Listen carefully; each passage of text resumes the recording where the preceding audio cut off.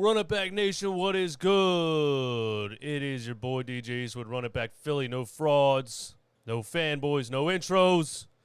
Hit the like button on this stream. We're going to be doing a lot of daily sports talk call-in style shows all off season because it is the off season. It's over. It's done. It ended last night. It's done. It's over.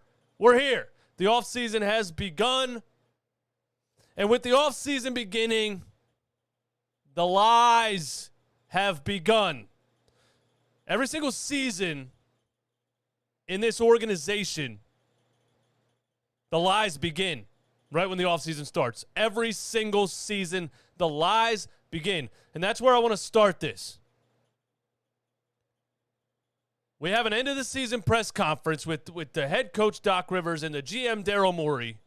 And what really digs me deep, what really grinds my freaking gears, what really pisses me off is that these grown men sit up on a podium, stare us in the face, and talk to us like we're stupid. They talk to us like we have no idea what's going on. They actually say things that we know are false. It's like there's glass in between these people and reality. Anyway, let me not get ahead of myself. Thank you for being here. 134 already here. You guys are the best on a Friday night. What's going on with the Boston Celtics and Bucks game, man? Let me know in the comments what the score is. Did the game start yet? It's already 9 o'clock. I don't know. There's a lot I want to dive into. That's why we're doing an hour-long show here. And if you want to call the show, go ahead and join the Discord. I'll get to you. I got one person in particular that I can't wait to call into this show. Mr. Dev, thank you for the support. Love the content, man. Hey, I appreciate that, bro. I appreciate that. Mr. Dev, I appreciate that. Now, listen. Listen to the show on Apple Podcasts and Spotify. Leave me a 5-star review. If you leave a 4-star review or less, you're a fraud. And like I said, join the Discord to call the show, and I'll put the phone number on the show in a couple of minutes, so we'll take calls, and I really want to hear your guys' opinions on Doc Rivers coming back. Let's get right to it, man. Daryl Morey said today in the press conference, and, I don't think Daryl Morey's going to sit there next to Doc Rivers, in front of Doc Rivers, and say, nah, Doc's fired. I don't think, Doc Rivers is sitting 3 feet away from him. Is he really going to sit there and be like, no, yeah, we fired him, man. Yeah, this guy right here, yeah, he's fired. So take it with a grain of salt.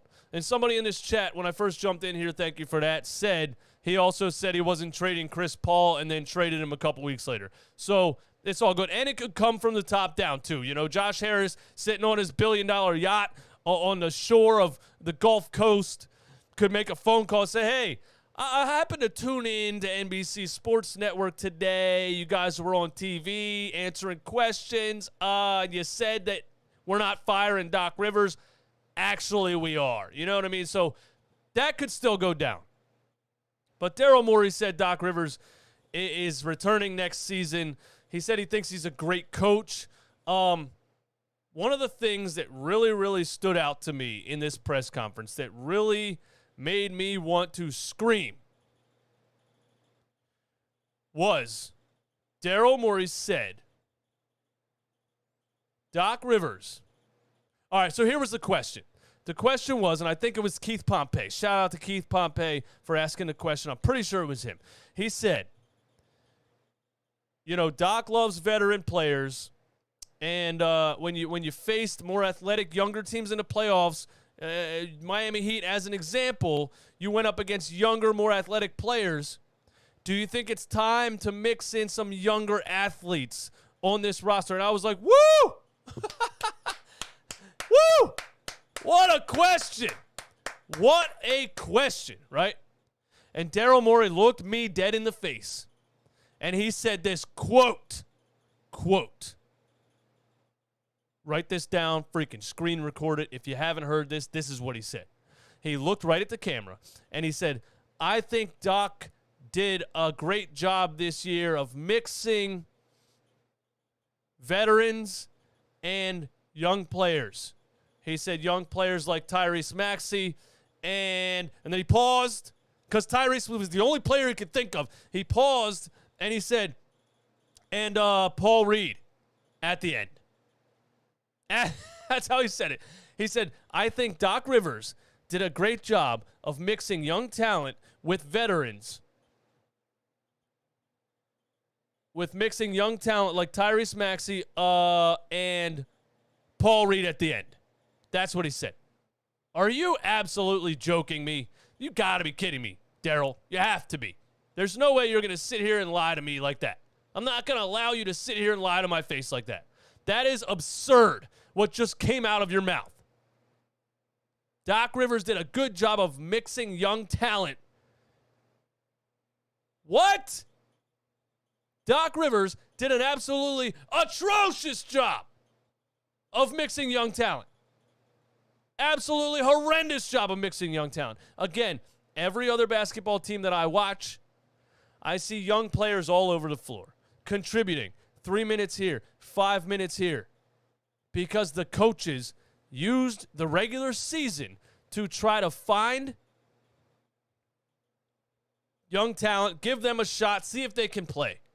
Doc Rivers went the entire season refusing to play everybody. Literally only played Tyrese Maxey because Ben Simmons quit. Refused to play everybody the whole season. Turns out Paul Reed's the best rebounder on the entire roster. He only played him because Joel Embiid went down. He played DeAndre Jordan and Paul Millsap before he even resorted to Paul Reed, and now Paul Reed is the backup center. So give me a break with that. That's an absolute bold-faced lie, and you know it. Unless you're the GM and you don't watch the game, you know that's a bold-faced lie. Now, do I think Doc Rivers is the reason we lost in the second round? No, this roster is atrocious. And I've said before, I think you can win with Doc Rivers. He just has to have better players than the other team. But when it comes down to now you have to out-coach the guy on the other sideline, it ain't happening. It ain't happening. This guy's one of the worst development coaches I've ever seen. He's also one of the most arrogant, self-absorbed, narcissistic coaches I've ever seen in the NBA. The way he responds to reporters is unbelievable and unacceptable. It really is. That transitions me to this.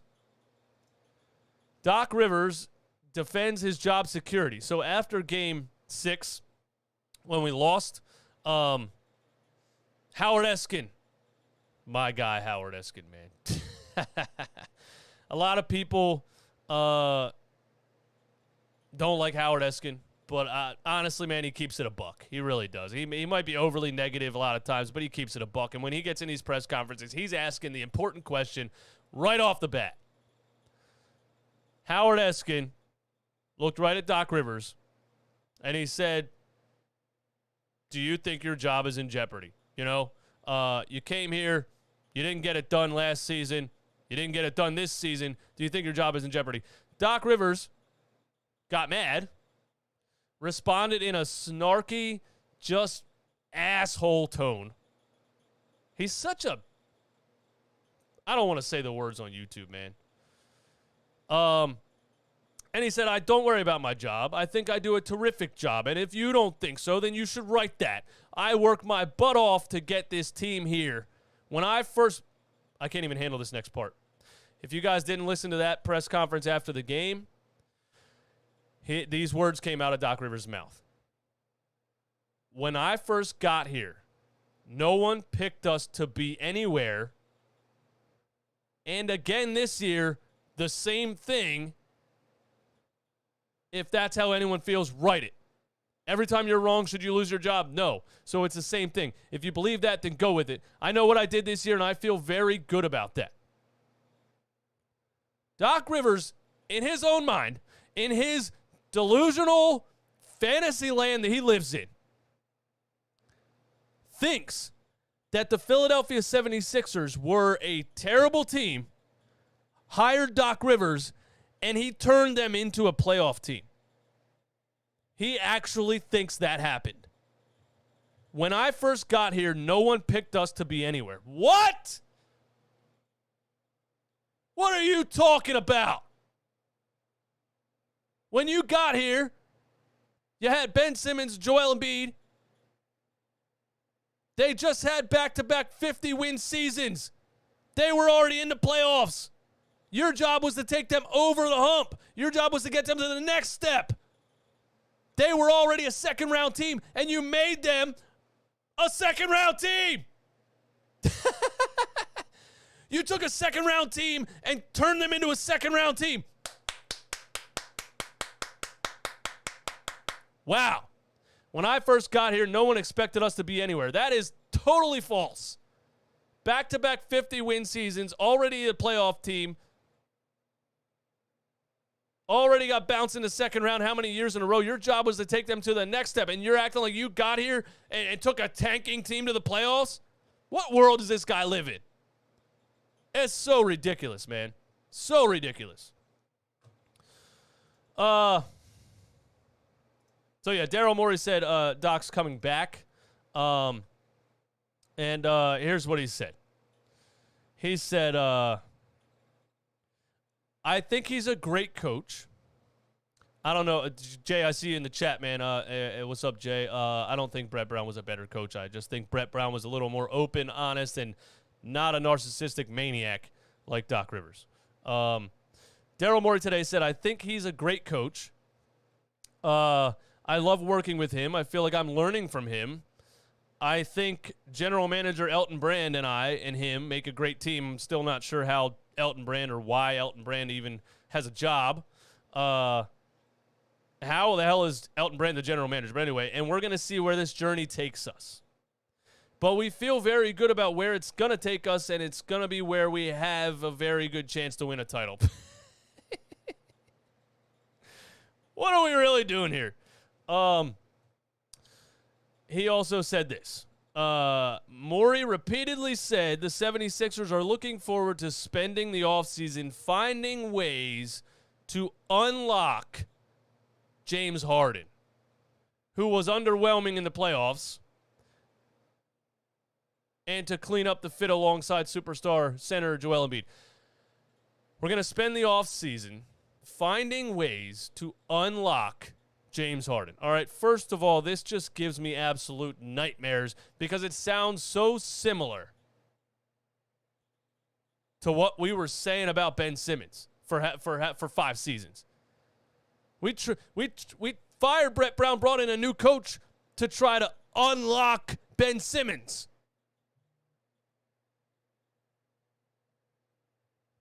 Now, Ben quits. We make the trade for James Harden, who was an NBA superstar and is no longer. And they say we're going to spend the offseason trying to find out ways to unlock James Harden. Chris, thank you for that comment. Unlock a former MVP, question mark. What are we talking about? This guy was a superstar for 9 straight seasons. What are you unlocking?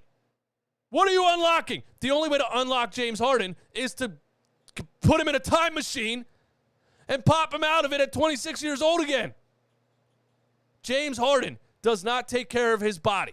James Harden is out of shape. James Harden spent 3 off seasons trying to gain weight to make teams trade him. James Harden, for some reason, thought he could jump into a team in the playoffs and do the same things he did in Houston.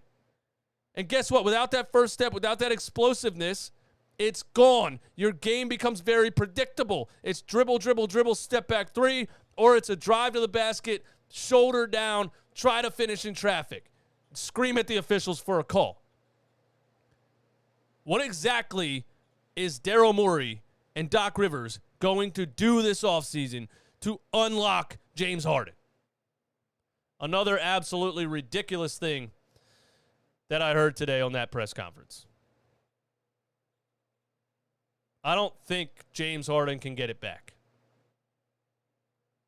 And here's why. James Harden is lazy. James Harden is the laziest NBA player maybe I have ever seen. And once his natural ability started to fade because he's lazy and doesn't put in the work to maintain himself, it's over.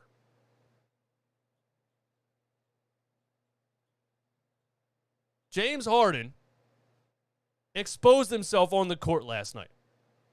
Absolutely exposed himself. There was so many plays where 38-year-old P.J. Tucker outworked him. P.J. Tucker is 5 entire years older than James Harden. And there was so many plays where a ball came off the rim, those two guys were in the same spot, and P.J. Tucker was 7 feet away with the ball in his hands, and James Harden was still standing in the same spot. I have never seen an NBA player give such a lack of effort on an NBA court in a regular season game, let alone a playoff game, let alone an elimination game in front of your own crowd. I watched that dude not try that entire game. And he got booed by the Philly fans, and his plan was to come up here and say, well, you know, this year was a long year, and I'm looking forward to an off season, and I'll be better next year. Why don't you try in the game, huh? Why don't you give us a little bit of effort? He gave up so many offensive rebounds, it made me want to throw up. He got beat on defense so many times, it made me want to vomit. Seriously. So many times, Tyler Hero cut down the middle. James Harden, stand still, stare at him. Back door, P.J. Tucker, James Harden, turn around. Forgot there was a guy there. Forgot I was playing defense. Pathetic. It was a disgraceful, embarrassing, pathetic, offensive effort from James Harden last night. And it was the icing on the cake for this guy.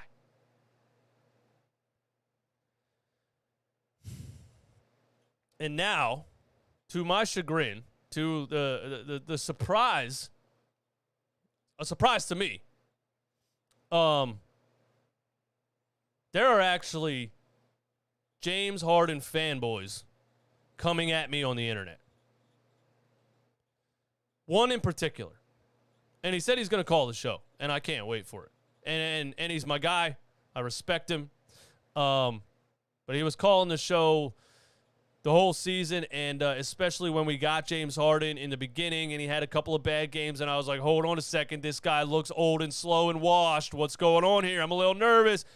This guy was calling the show, reassuring me, hey, calm down. You know, he's just coming off a hamstring injury. He's going to be better. You'll see. Now he's angry at all of this James Harden slander that I'm spewing out every day. And he's defending him the same way these people were defending Ben Simmons. Deflect, deflect, deflect, deflect, deflect. Oh, he's going to be the scapegoat now? Oh, everybody needs a scapegoat, huh? Oh, everybody needs a scapegoat, huh? How about we talk about Joel Embiid? How about we talk about Doc Rivers? How about we can agree everybody was bad. Joel Embiid was not good. He's also out there trying to shoot the ball with a torn ligament in his thumb. I mean, look, the reason I can move my thumb like this right now is because my ligament is not torn. Imagine trying to shoot a basketball with a torn ligament in your thumb. Joel was hurt. He didn't play well because he was hurt. And yes, you can slander him for being hurt every season. I'm on board with that. That's fine. It's effort that I'm slandering when it comes to James Harden right now. And you can never, not for a split second, question Joel Embiid's effort. Trying to play through injuries, trying to play with a broken orbital bone and a torn ligament in your thumb, that's effort to me. That's caring, that's trying.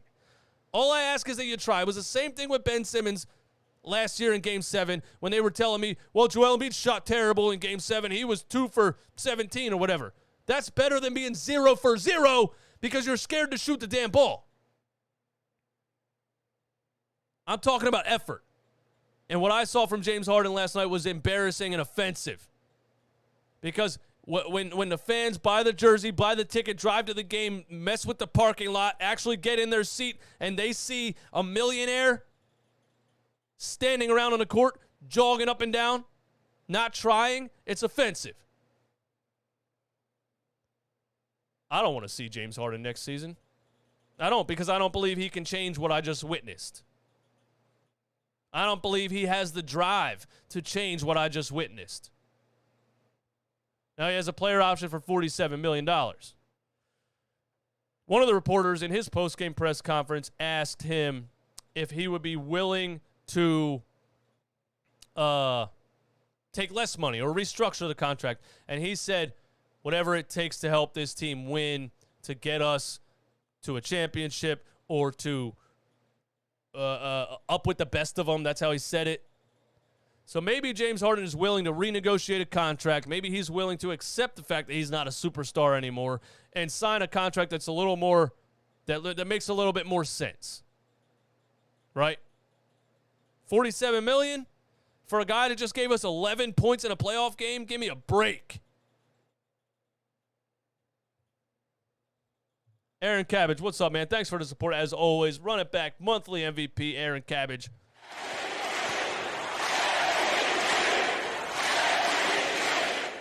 Aside from Harden and Doc, why do we have no bench? Well, Doc doesn't develop players, and all the players that Brown developed, we let go. I know we meme on TJ, but aside from Shake, what bench player do we have who's better? No, that's why. Listen, man, that's why I was over slandering Doc Rivers by the time the playoffs came around, because it was what it was at that point. We were playing with the roster that we had, so I couldn't be sitting here yelling the whole time, oh, my God, why is Furkan Korkmaz in this game? Why do we have a lineup of Danny Green, Matisse Thybulle, George Niang, and DeAndre Jordan, whatever? Because those are the players that he has to work with. It's his fault. You look at a guy like, and somebody today that I was talking to brought up the young backup center in New York, Jericho Sims. That's a perfect example of a coach giving a young player a chance, realizing what potential he has, and using his skill set in sparing minutes on an NBA floor. Jericho Sims wouldn't sniff the floor in a Doc Rivers run franchise. Jericho Sims wouldn't even be able to be close to the building. Jericho Sims would be stuffed in the G League the same way Charles Bassey's stuffed in the G League. And Charles Bassey was the most NBA-ready player in that draft. He's 6'10", 240, 250, can jump, can catch alley-oops, can block shots, can play defense, has a Euro step finger roll, has a jump shot, has a post hook. Are you kidding me? What reason could Doc Rivers possibly have to not have tried to play that kid a little bit this season? So the roster is here because of Doc Rivers. Look at the Memphis Grizzlies and look at the roster and look how many young players there are, and ask yourself, would any of these players gotten a minute in a game under Doc Rivers? No. Same thing happened in L.A. They don't seem to have that problem with Lou Williams, do they? Terrence Mann. Terrence Mann's mom, Terrence Mann, by the way, for those who don't know, plays for the L.A. Clippers, couldn't sniff the floor with Doc Rivers, and now is averaging 10 points per game off the bench. 10 points per game off the bench under Tyronn Lue. Terrence Mann's mother did an interview when Doc was in L.A. and said, Doc Rivers is not a good coach for my son. And she went into all the reasons, and she was absolutely right. He's a horrendous development coach. The worst.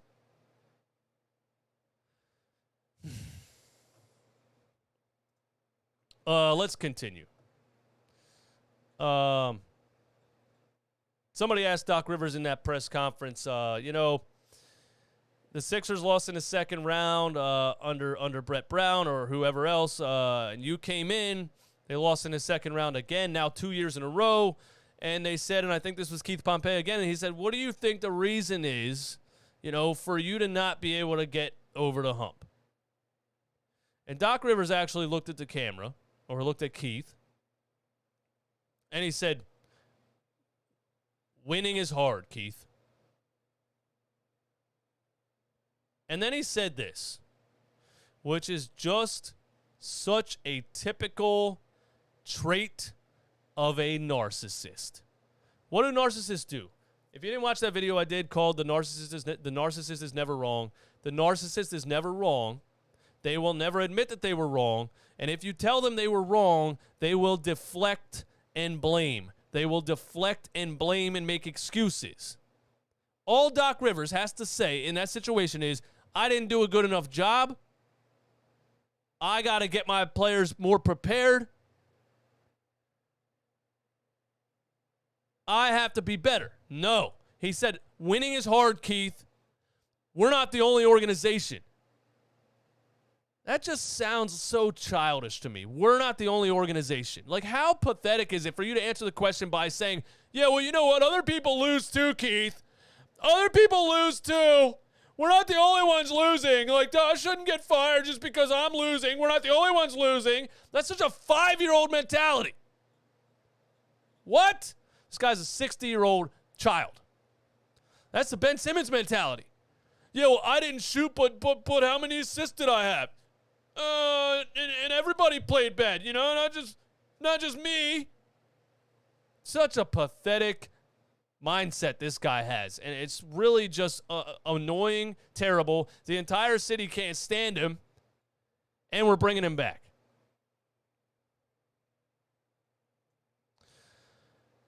Jeremy is that really your name, bro? Why are you gonna make me say that, man? Diehard Rockets fan, and I love Harden, but in the most pressure-filled moments, he will flop. Lazy perimeter D is the norm, and that's why we used to put him on post defense. He's an actual good post defender. Yeah, he doesn't like to run. He doesn't like to move laterally. He likes to stand in one spot.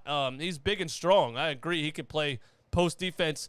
He's 6'5", 240. He's a big dude. He can use his body. He could probably play post defense against small ball lineups, guarding a power forward in the post or whatever you want to put him on. I agree with that. But he plays horrendous post defense, and it got so exposed in this Game 6. And, you know, we were all saying, this is really what bothers me, is that we were all saying, like, okay, this is a good thing because changes are going to happen. You know, the best thing that could have happened was us losing this in this second round because changes are going to happen. And then they sit there today and tell us, nah, changes are not going to happen. No, sir. No, sir. Killian, thank you for that. 300 in the chat. Hit the like button, please. Changes are not happening. We're bringing James Harden back. We're bringing Doc Rivers back. Sorry, guys. Now, Daryl did say things like, you know, we have wiggle room. I don't know what he's talking about with that because, no, we don't. He said we can do things in free agency. No, we can't. We can do things via trade. Maybe. Now, look, if Daryl Morey plans on keeping James Harden, so you're not trading that massive contract, right? To have any wiggle room, you absolutely have to trade Tobias Harris. That's obvious to anybody that can add 4 + 4 and get 8. You have to trade Tobias Harris. How in the world could you do anything with a maxed out roster, with a maxed out salary cap? So if Daryl Morey has faith in himself that he thinks he can trade Tobias Harris, $180 million contract, nice guy, good player to have, fantastic third or fourth option on a championship level team, but you can't pay $180 million for him. So you have to trade him. Tobias Harris is about to be on the last 2 years of his contract. And Nick, what's up, Nick? He says trade value, Toby. I think he upped his trade value a little bit in these playoffs, especially the first round, not in these last couple games against Miami. But it's still kind of impossible to trade him with that contract. Tobias Harris, I mean, you don't even have to watch the tape to understand why it's kind of impossible. Tobias Harris averages 17 points per game. Next season, he's making $47 million. The season after that, he's making $49 million. Who in their right mind is going to pay $98 million for Tobias Harris for the next 2 seasons? So, Scott, I like that package. Thibault and Harris to a sucker, possible. Attaching first-round picks, possible. Daryl's going to have to do some absolute wizardry magic to trade Tobias Harris. Also, Doc Rivers, one more thing I want to say about Doc Rivers, man. He was mic'd up on ESPN last night, and it was embarrassing. he was mic'd up a couple games ago, and he was sitting there saying to these grown men, we got to keep playing, you know? And if we just keep playing, and we keep playing, and we keep playing, we're going to win this game. And everybody's like, what did he just say? Did he just say a bunch of nothing? Yes, he did. So in this game last night, he's mic'd up. He's looking at the guys, and he just sounded pathetic. He's saying, come on, guys. Come on, guys. We need effort. Come on, guys. We're still in this. We need effort. He sounded totally defeated. He sounded totally not confident with anybody he was talking to. He sounded like he was lying to himself. We still have time. Thank you for that in the chat, SGS. We still have time. We need effort. He sounded like a coach on a corny sports movie, like talking to, a peewee football team. Come on, guys. Just hang in there. Give a little bit of effort. Hey, Doc, how about instead of rah-rahing the guys and talking to them like they're a bunch of 7-year-olds, how about you look at what Eric Spoelstra's doing and maybe counter it, huh? How about you look at Eric Spoelstra's zone that he ran the whole series and come up with a plan to beat it? How about you look at what they're doing to Joel Embiid, double teaming and triple teaming to take him out of the game and come up with a plan? How do we have an entire coaching staff?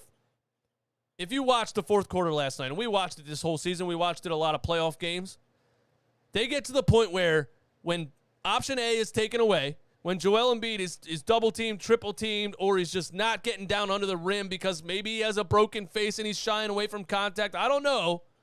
Not making excuses for the way Joel was playing last night. He's been hanging out on the perimeter trying to shoot jumpers ever since his face was broken. I'm just saying maybe one has to do with the other. But once plan A is gone, how do we have Doc Rivers and an entire coaching staff that couldn't come up with plan B the whole series?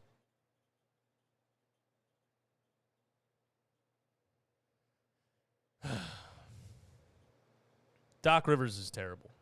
Terrible. Couple more things here. Danny Green has a torn ACL. And that sucks. So, Danny Green probably not going to be back next year. I would think at 36 years old and a torn ACL. I mean, Danny Green still likes playing ball. Maybe he fights and comes back. But it's going to be a long road to recovery for Danny Green. Tearing his ACL in the playoffs, he really wouldn't even be available until next season's playoffs. Like, it's usually like a whole year of recovery. So there goes Danny Green. It's sad in the first place that Danny Green was like one of the major parts of our team. Like we relied on him. Danny Green at this point in his career is supposed to be a guy that comes off the bench and either hits a three or doesn't hit a three, and then you sit him down. We were relying on this guy. It was like when Danny Green, I even said it in a lot of shows and videos, when Danny Green's making threes, we can hang with anybody. That's sad that I actually had to say that. So, shout out to Danny Green for fighting, playing hard, coming up huge in a couple of playoff games and keeping us in it when we relied on him to make threes to keep us in it. So shout out to Danny Green, and it sucks that you tore your ACL. Another freak kind of accident. Joel lands on him or ran into him on a rebound or whatever it was. So Danny Green has a torn ACL. Joel Embiid in his post-game press conference after Game 6 said, and quote, about James Harden, when asked about James Harden, obviously, since we got him, everybody expected Houston James Harden, but that's not who he is anymore. He's more of a playmaker. And listen, man, this is why I love Joel Embiid. I do wish he wouldn't say things like this in public, but he is who he is. He's never going to sugarcoat anything. And it's why him and Jimmy Butler love each other like brothers the way that they do, because they're both just absolute dogs who are going to give it 100% and are going to say exactly what they think when someone asks them a question. And And so Joel says that about James Harden. Now, how do you think James Harden feels about that? Like, damn, man. I'm out here, trying, I guess. I don't know how James Harden might feel about the fact that Joel said that. Or do they have that understanding? Is there a private conversation throughout this second half of this season where James and Joel both came to the conclusion, I'm not Houston James Harden anymore. I'm not a superstar. I'm a playmaker. I'm a facilitator. Maybe everybody came to that agreement. I don't know. It would have been nice if you told us. Because we thought when our big man's down, when our big man's hurt, when our big man's struggling, you were going to step up and answer the call.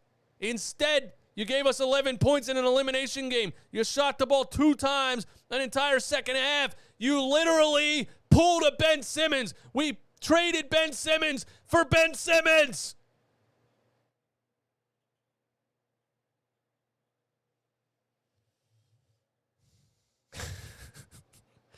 This is therapy for me. I just want you guys to know that. 323 people in here. Thanks for coming in. Thanks for being here on a Friday night. I'll be out of here soon. Don't you worry. This is therapy for me. I need to do this. The 76ers plan to bring back James Harden. Harden has a player option worth $47 million next season. Daryl Morey says that's the plan, is to have him back. That's been the plan since the trade. Obviously, we have to work with his representation, and that'll be between us to figure out how that works. He's an incredibly talented player, just like Joel Embiid, just like Tobias Harris, and I'm excited for Doc Rivers and his staff to have a whole offseason, work with the players, and come up with the best plan for the roster. The thing about this is, if they take a whole off, listen, the Philly fans are already irate. They started booing this guy in the first round of the playoffs. They were booing the hell out of James Harden in Philly last night. If they take an entire offseason, if they feed us this bullshit that they just fed us today, and they take an entire offseason, and James Harden comes back game 1 of next year's season and looks the same, the Wells Fargo Center might burn to the ground. These fans are not having it. So, if that's the route you want to go, Daryl, I'm just telling you, it's risky business. It's the wrong city to try to lie to. It's the wrong city to try to feed bullshit to. It's the wrong city. We pay attention. We are sports maniacs because there's nothing else to do. You can lie to fans in Miami. They're like, whatever. I'm not listening to what the GM says. I'm on the beach. I got a margarita in my hand. I'm sitting on the beach in Miami. You think I give a damn what the president of the Miami Heat has to say? You can't lie to Philly fans. We are invested.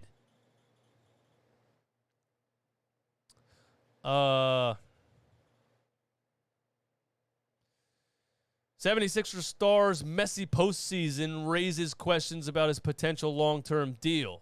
Where are we at here? He has a $47 million player option. Harden would have become eligible for a $223 million extension on top of the $47 million he already owed this season.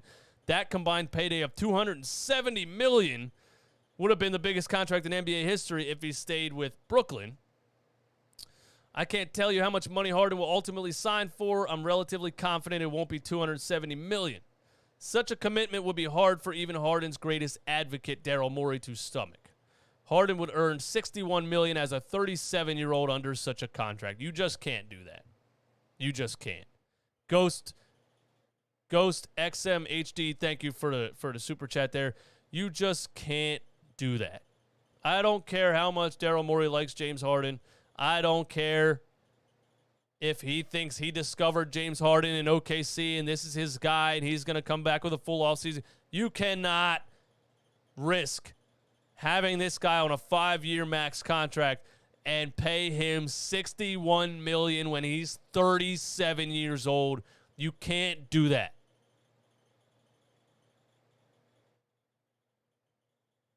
Ghost XM says all Philly nightclubs are going to have diet soda because of Harden.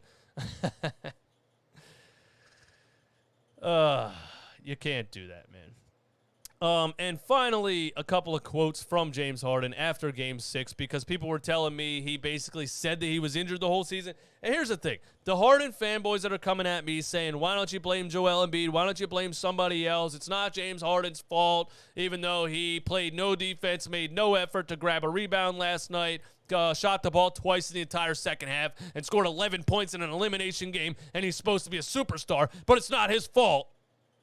Unbelievable what the mindset of a fanboy. It really is. Because let me tell you something. I'm the biggest fan of Joel Embiid you will ever meet. If he shot the ball twice in an entire second half and scored 11 points in an elimination game, I would be smoking him the same way I'm smoking James Harden right now. But he tried. He tried. He shot terribly because he's playing through injury, and slander him for being injured all you want. He tried. Anyway, James Harden after Game 6 said, for me personally, this has been a long year, but since I've been here, it's been great. We tried to build something so fast. We tried to build a championship contending team so fast, which I still think we are. We're just missing a few pieces. Maybe like yourself giving effort. We're just missing a few pieces. Yeah, we're missing you. Yeah, we're missing superstar James Harden. We're missing a few pieces. But other than that, we tried to go for it right away. We just came up a little short. It doesn't stop. We got work to put in, and we'll continue to keep growing. Thank you for that, James Harden, that whole bunch of nothing. I know you have to do a press conference. I know you have to. I know you have to answer questions. You don't have an answer for these questions, because you have to get in the offseason and get yourself back to superstar level James Harden. And I personally don't think you can do it. Guy was running the stairs after a 26-point triple-double in Philly. You're going to sit here and tell me he has an injured hamstring? I haven't heard James Harden say it. I haven't heard a coach. I haven't heard anybody put him on the injury report. Nothing. But he shows a total lack of effort, and you guys are going to tell me he's injured. At least they're admitting Joel Embiid is injured. What's their excuse for James Harden playing like that last night? Oh, we tried to put it together too fast. You know, we just came up short. We don't really know.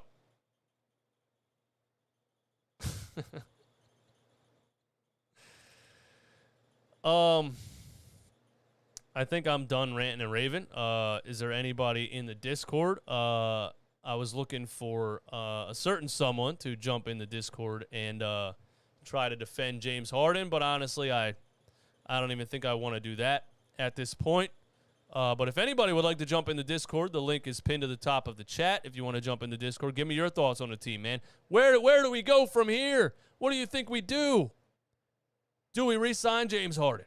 Are you upset that Doc Rivers is returning? Are you upset that James Harden's returning? Do you think this franchise can ever do anything right?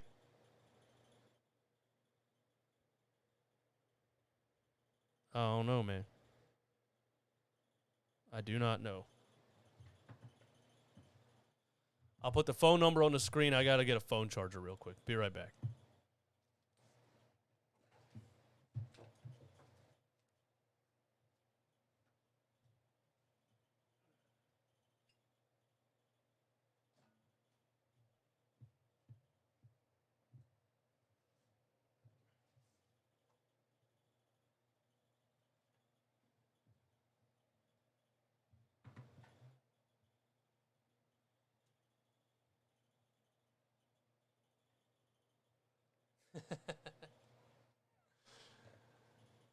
All Philly fans have mental health issues supporting this team. Scott Sherman says, it's all good. We just didn't have enough time. It sounds like an excuse to me, bro. Sounds like an excuse to me. Wesley Stone says, how do you build around a player who's never healthy? You keep trying and you hope that he's healthy. That's all you can do. Joel Embiid is so good when he's healthy that all you can do is build around him and hope that he's healthy. Maybe not playing him in the last couple of minutes of a game where you're up by 30 points. Oh, Scott, I got you, man. My bad. Maybe not playing him in a game where you're up 30 points with 4 minutes left so he can get elbowed in the face. Maybe rest him a little bit towards the end of the season. Maybe play some younger guys. I know that sounds crazy for a guy like Doc Rivers to do.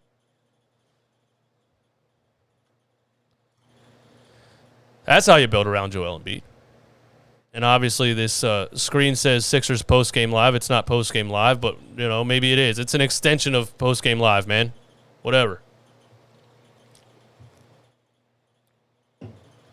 So there's the number, man. Call in. Give me your thoughts. Where do you think we go from here? What did you think of the press conference today? Are you upset that Doc Rivers is coming back? Are you upset at what Daryl Morey said? Is it James Harden's fault? Is it Joel Embiid's fault? Whose fault is it?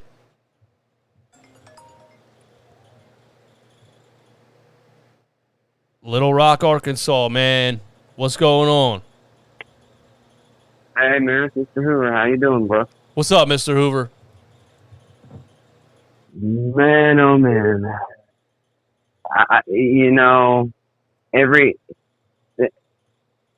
It's like, do people in high positions, do they really think we're this stupid? Do they really not pay attention to what the fans say? Because it's really not rocket science to figure out. If a guy doesn't want to make adjustments, you got to go. Yeah, I agree. I don't know how someone like Daryl Morey or anybody with a brain inside their head could look at what Doc Rivers did this season and think it was okay. And then two,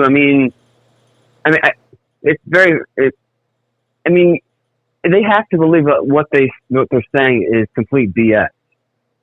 Because, Philly fans are not stupid, and fans in general are not stupid. Okay, as I said, if a guy doesn't want to make adjustments, he got to go.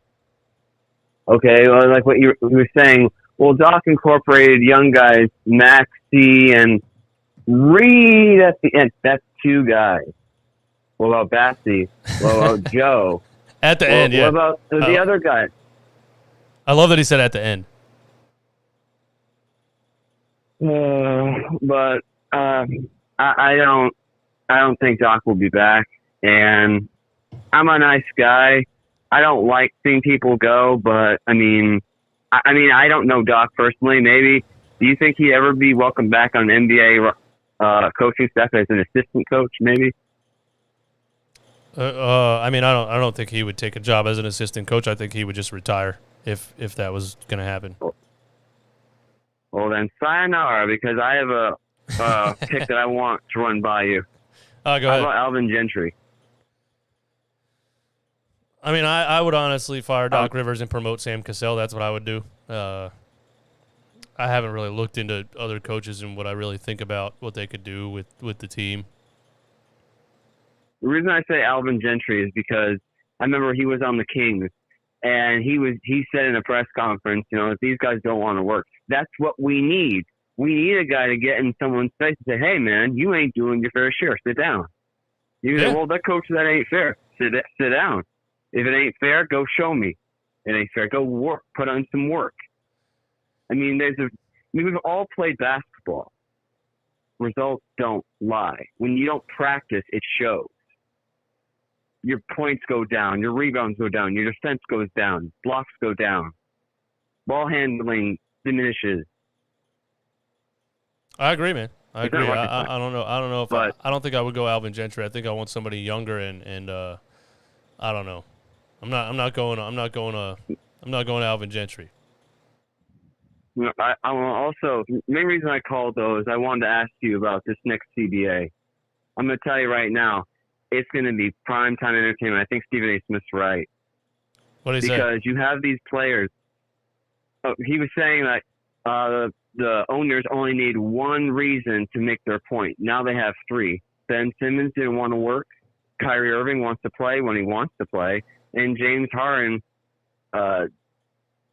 doesn't do his fair share. Basically, people like Perkins, people on First Take this morning were saying he quit. Yeah, he quit because you can't shoot 2 attempts and expect to get a big term deal. If I was James Harden, if you're really, really sorry, go up to Daryl Morey and say, hey, I'm going to cut my salary in half. Cut it in half. Cut that 47, go to 20. You really are sorry. You really want to make up for it. You're averaging like 19 and 10 during the playoffs, $20 million.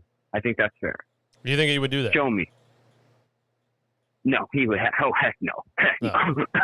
Heck no. He's getting his money. I mean, it's the right thing to do. He wouldn't do it. But I really look forward to this next TBA because I guarantee you there's going to be some big changes when it comes to player salaries, how long they have to play. Will they be penalized if they're not playing? It's going to be interesting. I guarantee it. I agree with you, man. Yo, thanks for calling, as always, my guy. Appreciate you. No problem, man. God bless you. Yeah, CBA is going to be interesting. I don't know about the James Harden thing because he was on the court, but when you're paying players who aren't even coming to work, yeah. Although, it's a Kyrie thing, I feel the same way I feel about Matisse Thybulle. It's a personal choice as far as what medicine you want to put in your body. It's not like it's said in that contract that, hey, when there's a pandemic, you have to take this to be able to play. So they would have an argument there. But Ben Simmons is the big one. Ben Simmons just straight up quit and refused to play. Refused to honor his contract. Then tried to sue the Sixers to get his money without playing. Now he's in the Brooklyn Nets, hasn't played for them, told them that something about his mental health is connecting to his back issue. Just something absolutely crazy that he came up with. And then he had back surgery on a completely healthy back just to continue to not play. Jay, come on, man. Come on, Jay. Jay in the chat says Ben Simmons would have got us over the top. Over the top of what? Ben Simmons didn't get us anywhere ever. What are you talking about? We beat the Washington Wizards last season in the first round. And then we lost to the Atlanta Hawks. So what in the hell makes you think Ben Simmons would have helped us get past the Miami Heat? James Harden only shot twice in the second half. Ben would have shot 0 times. Come on, man. Come on. Topher in the Discord. What's going on, man?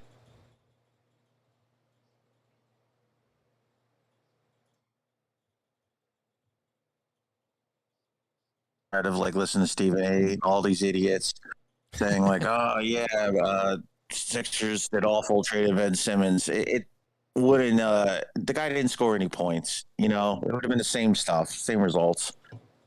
But he played a little bit better defense. But you know what? He really didn't play that. I keep hearing how he shut down the Hawks. He didn't even play that good of a defense. No, I mean, I'll give people credit. Ben Simmons doesn't show a lack of effort on the defensive side of the ball, and he would have rebounded and played defense, whereas James Harden was just standing there watching guys get rebounds and watching guys run right past him. But, on the other end of the ball, when you need somebody to step up and try to do something on offense, he's never going to give you that. So.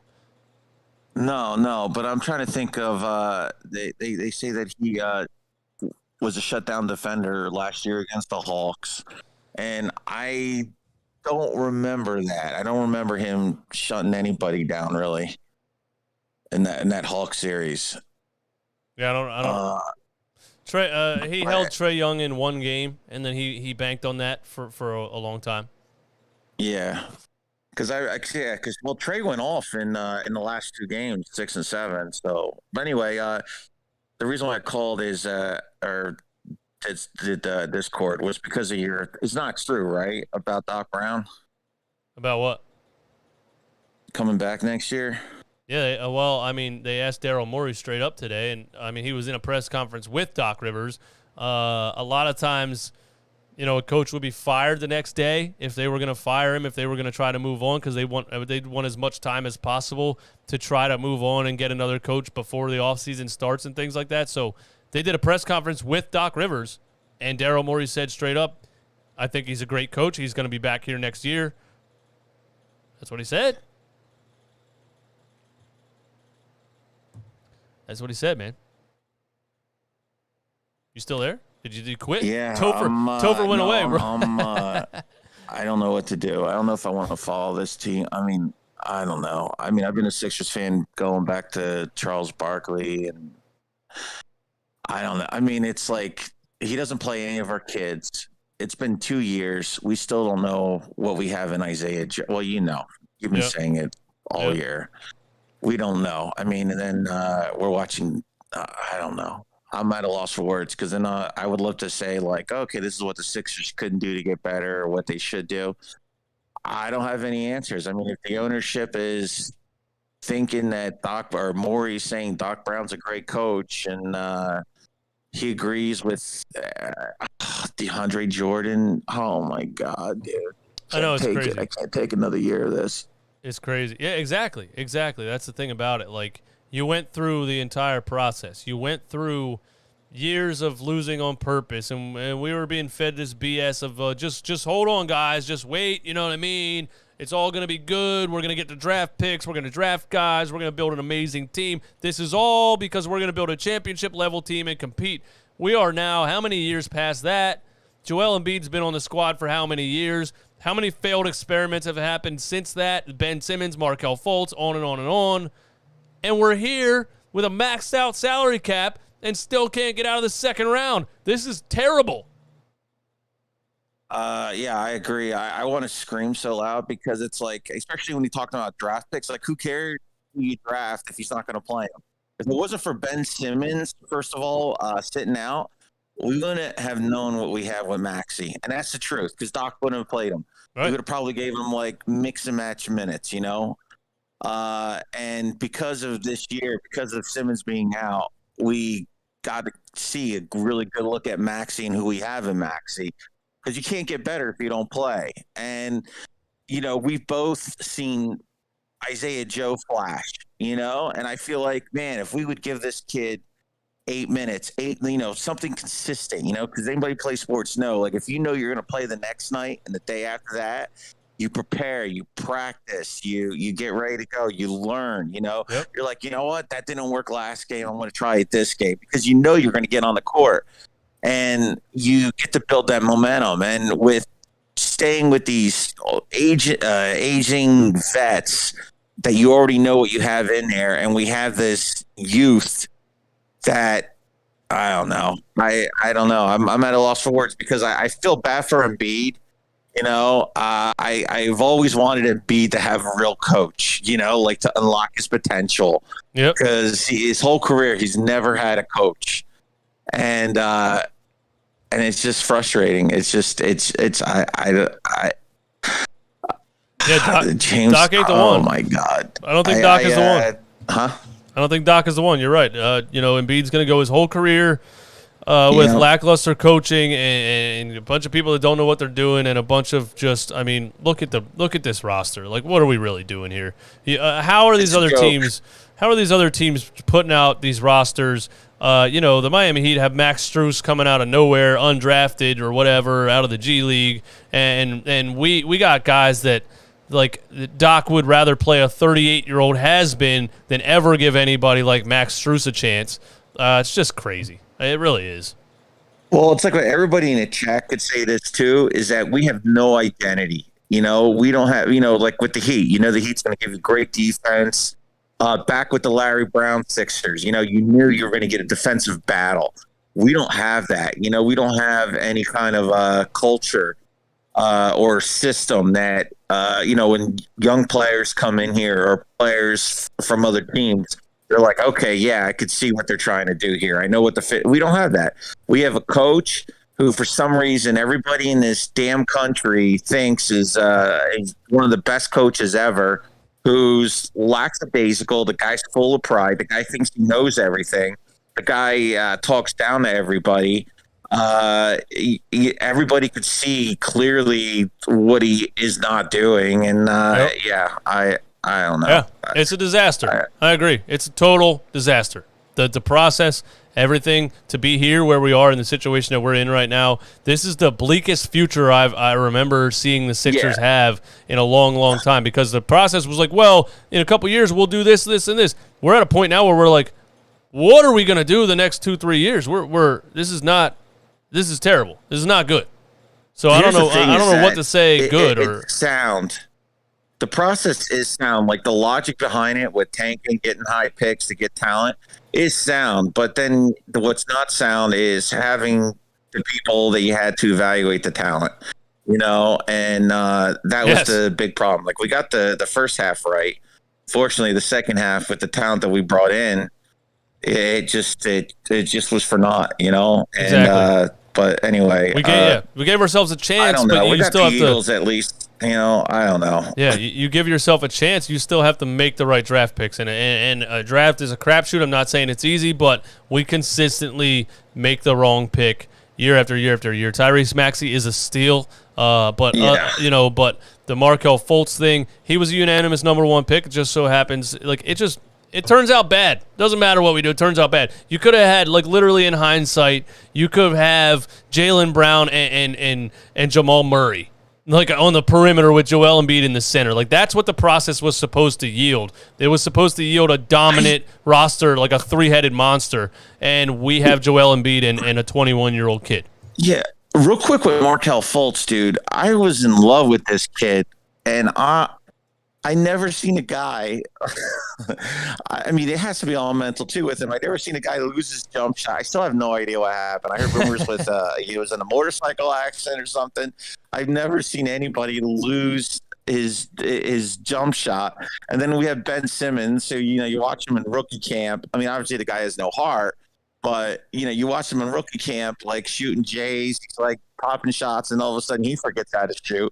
So we literally had 2 number 1 overall picks that forgot how to shoot. Yeah, I've never even heard of that. It's probably never happened before. This is going to be a 30 for 30. This is the absolute the worst things consistently keep happening, unbelievable stories. These are 2 stories that have never happened before. That happened to the same franchise in the same 6-year time span. It's unbelievable.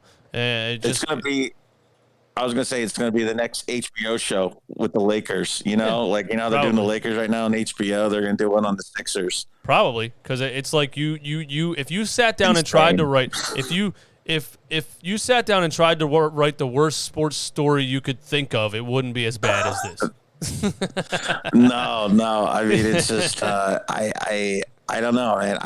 You try to build up these emotional walls because your heart gets ripped out of your chest every year. And and that's what I like about you is because you're wearing it how we all wear it, and you're a really good voice because you speak the logic. You know what? It's weird. You speak exactly what you see, huh? Yeah, absolutely. Yep.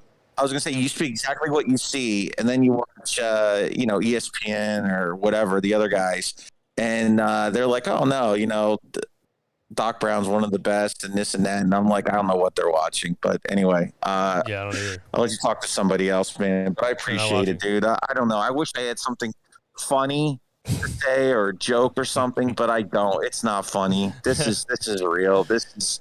Hey, man, listen. I can't. I mean, Tyrese Maxey's going to be great, but then Joel's getting older. And Yep. We wasted him. I feel like we wasted him, and I hate that feeling. And then they're going to max out Harden. You just know it. You just know this shit's going to happen. Oh, sorry. I hope not, man. I hope he agrees. You just know it is. I hope they have a meeting and say, listen, James, everybody knows the elephant in the room here is that you're not a superstar anymore. If you want to continue to play basketball and try to win a championship, we'll offer you this much money. I feel like that's what has to happen.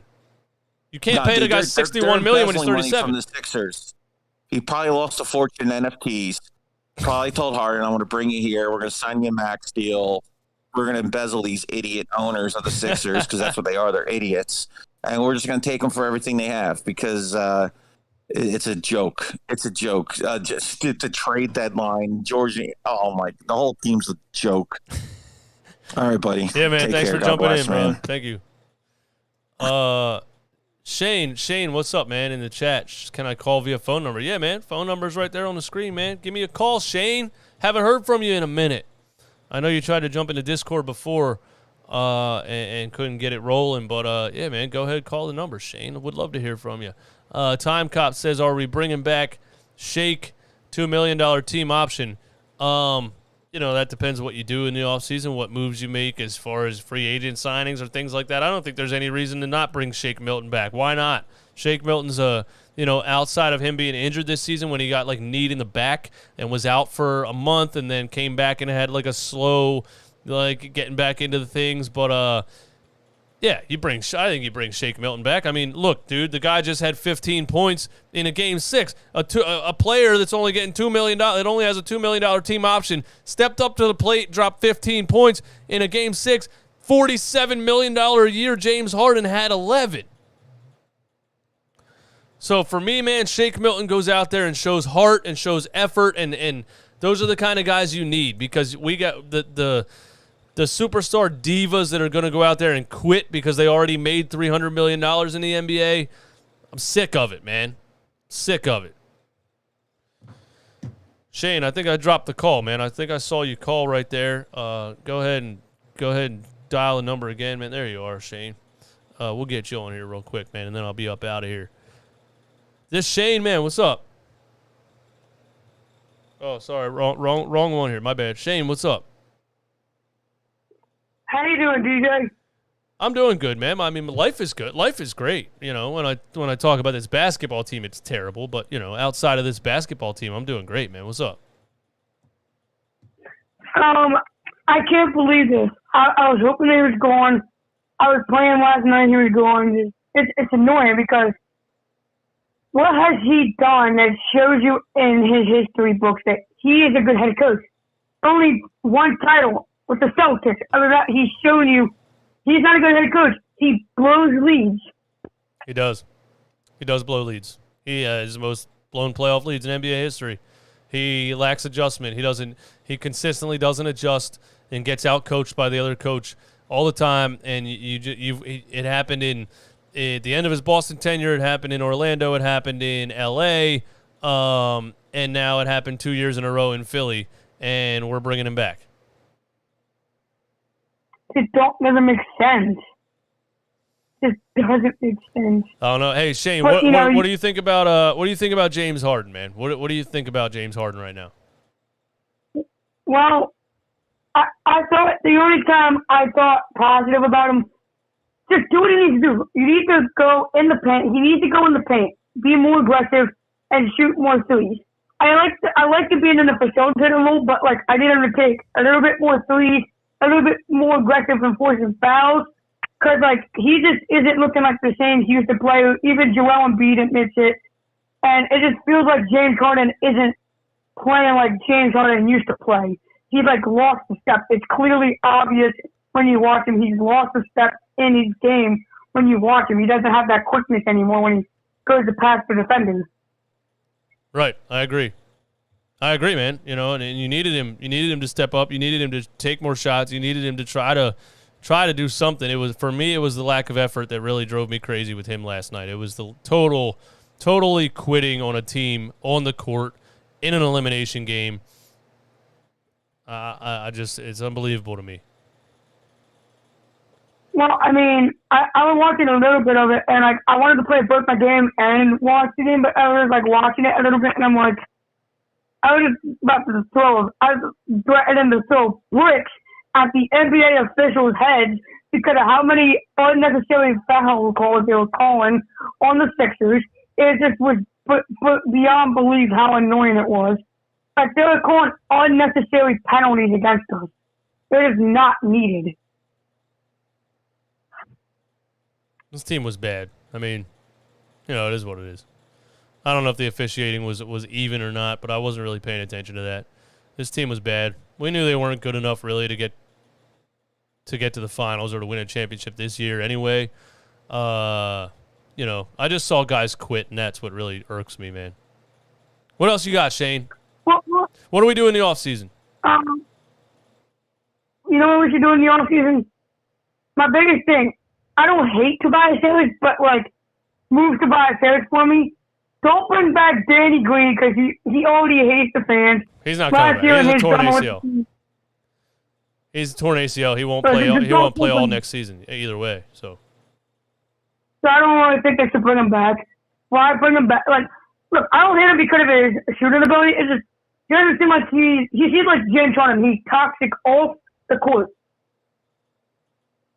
Oh yeah, I'm not a fan of Danny Green at all. As like outside of basketball, I think he's a dork. But yeah, I agree with that. Yeah, try to bring Bradley Beal here because it's just like, well, the Heat got Jimmy Butler, so you try to match intensity with intensity. You bring in some 3-point shooting. I guess you give Harden another 1-year contract. I want to give him a max contract. Personally, I wouldn't be okay with that. Personally, I could give him another 1-year deal. Judy could do fully on the team. He looks washed halfway through the year. I say get rid of him. And at the trade deadline, because clearly the man just does not look the same. So I say run it back another year. He doesn't look the same. Get rid of him halfway through the year. Maxey, I would say he's untouchable. There's no way I'm getting rid of Tyrese Maxey. He's so quick that Miami struggles that they have to foul him. Yeah, he's untouchable. Anybody has to foul him. Yeah, he's the future. Yeah, he's the future. You can't get rid of him because you need a future because you don't, Joel is injured every playoffs, so it's like how many years is he going to play? And to have something worth watching in the next 10 years, you got to keep Tyrese Maxey and try to build around him past Joel Embiid's career. So, yeah, you can't. No, nobody's trading Tyrese Maxey. I don't think anybody would do that. Yeah, I want to actually, I disagree with my dad, but he's like, there's not a single person I want to get rid of because he was like, for Joel Embiid, I would trade him for the right price. I'm like, are you out of your mind? I'm like, I ain't trading Joel Embiid unless I get a king's ransom for first-round picks and all that. Because Joel Embiid is like a generational talent. I'm not giving him up this easily like Bill O'Brien did with DeAndre Hopkins. Like, I'm not an idiot. Traded the best receiver in the game for a second and a fourth or something crazy. I know, no. If you want to get Joel Embiid, you're going to give me at least a king's ransom like the Seahawks did for Jamal Adams. This is what it is, my guy. Yeah, I just think I think Joel Embiid's so good when he's healthy that all you can really do is keep him and keep trying to build around him and keep trying to win. I think if you keep Joel Embiid and you fail every time and you never win, that's just what you do. I don't think you ever trade a player like Joel Embiid. So, that's where I'm at with it. Yeah, yeah. What else, Shane? Yeah. I guess I do have to say, against Game 4, it looked like we won the trade in Game 4 because Ben Simmons, and this is my thing, Ben Simmons refuses to play. Well, if that's the case, we won the trade automatically because he refuses to play. And if a guy refuses to play, that just tells you right off the bat, or it should tell you, hey, look, a team lost the trade, a team won the trade. Yeah, I think both teams lost the trade. I think it's the first time in my life watching basketball that I've witnessed two teams lose a trade. I think they both lost. Yeah. They both lost. Brooklyn didn't get anything out of it, and we got a guy that's not worth $47 million out of it. We both lost. That's where I'm at with it. Yo, Shane, thanks for calling, man. Good to hear from you. It's been a while. Yeah. All right, man. Be good. Be good. Stay in school. Later. Shout out to Shane, man. Shane's 14 years old, for those that don't know, and he has a better basketball knowledge than probably Doc Rivers and a lot of other people. Shout out to Shane, man. Thanks for calling the show, Shane. I've been up here for an hour, 15 minutes. I'm going to get up out of here. Thanks for joining me. Thanks for listening to me rant and rave about what Doc Rivers and Daryl Morey said today. Just so you know, the Run It Back off-season schedule is going to be, we're going to do lunchtime lives every Monday, Tuesday, Wednesday at noon, where I'll just jump up here and talk about current news, rumors, things that might happen, Eagles, Sixers, you never know, bring guests on the show, things like that. Thursday night, Friday night, We'll probably do the same kind of concept. Tuesday night, we're still doing a 4-point play with my guys, Jay the Bull, Unk Dove, and Tone DeShields, the North Philly guys. And I'm working on something special for Monday nights, a collaboration with me and another creator. And, I'll be bringing Romp on here and Greg Melly and probably collaborate with RB Philly and all those boys. So stay tuned, my mans. Stay tuned. And women, too. Stay tuned if you're tuning in. Thanks for being here. It's going to be a long off season, but, we'll do our best to keep you entertained here at Run It Back Philly. Thank you for joining me. Hit the like button. Visit runitbackmerch.com if you want to support the channel. Have a good night.